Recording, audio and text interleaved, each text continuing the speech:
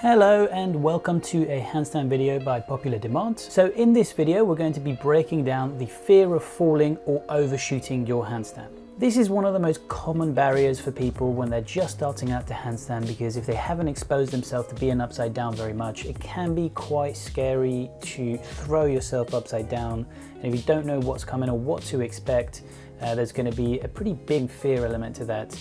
And so that's what we're going to be looking to tackle in this video today. So when it comes to skill acquisition, if there's an element of fear involved in what you're doing, your body isn't going to allow the movement to happen as accurately or precisely as it could, because some of your mental bandwidth essentially is going to be sapped by the fear. So you'll either be paralyzed by it or you will go for it, but it will come out a little bit awkward and, again, like I mentioned, not as precise as it could. This is why we're going to atomize the handstand process today, and we're going to work on one little portion. I've written a blog post about atomizing your training. I'll drop a quick link in the description so you can have a read at that. It's how I've approached a lot of my skill acquisition endeavors, so I won't go into it in this video.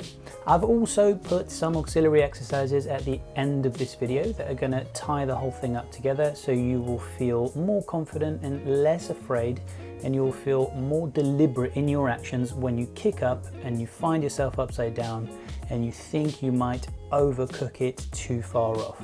You should, if you practice all of the elements in this video, you should feel like you know, or you will know what to do, and it won't be such a scary, unknown movement pattern. Finally, as usual, if you know anyone that might benefit or enjoy this video, please do share it with them and like it, support the channel. If you also have any requests for any other videos that you would like me personally to tackle and bring to you on this channel, drop them down below. I will be keeping my eye out for the most popular requests and covering them in videos. So without further ado, let's get right into it. Handstand overshooting. When you begin your handstand journey, one of the most important factors that's going to allow you to progress into kicking up freestanding without the wall is your ability to overshoot the handstand and walk out of it. So this is what we're going to be covering in this video. So first of all, we're going to start with some very deliberate low kick-ups. So as you can see, my left foot is forward, which means that on my walkout, I will be walking my opposite hand forward. So practice kicking up with your favorite foot, in this case it's my left, and then you will walk out, or you will take a very small micro step with the opposite foot to your base one. So in my case it'll be the right. From there you can start to get a little bit more height and get used to bearing the weight on those single arms. Make sure that you also practice cartwheels independently of your handstand kick-ups, because the handstand overshoot is an amalgamation of a handstand and a cartwheel both put together. This is because when you go into a cartwheel, in order to keep the natural trajectory and continuity of the cartwheel, you must move the opposite hand in front of your base. What we're essentially going to be doing is a handstand, taking a step forward and coming down almost like a cartwheel. So you will need to have practiced both in order to really be confident enough to commit to the overshoot. You must know both those patterns in order for that to happen with a minimal amount of threat perception.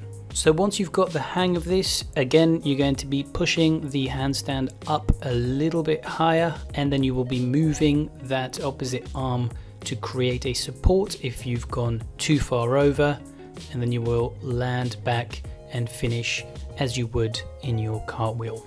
It's perfectly fine to move the hand early to begin with, just to get used to moving it and making sure that it understands what it needs to do.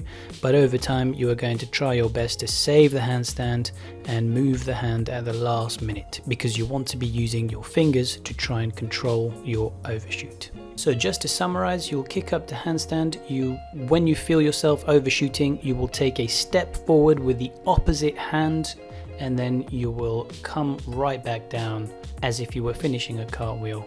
Another auxiliary exercise that's going to be very, very beneficial is going to be single arm handstand walks. You can do these against the wall. This is to make sure that you are strong enough to hold your body weight on one arm as you do the very quick transition into your overshoot.